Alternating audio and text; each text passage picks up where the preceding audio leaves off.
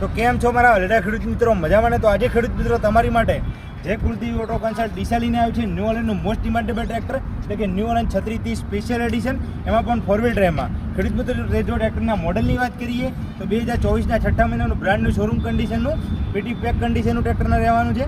ટ્રેક્ટરના જો ઓનરની વાત કરીએ તો ટ્રેક્ટર ફર્સ્ટ ઓનરમાં અને માત્ર જેનું 2000 કલાક ચાલેલું કંપની ફિટિંગમાં ટ્રેક્ટર રહેવાનું છે.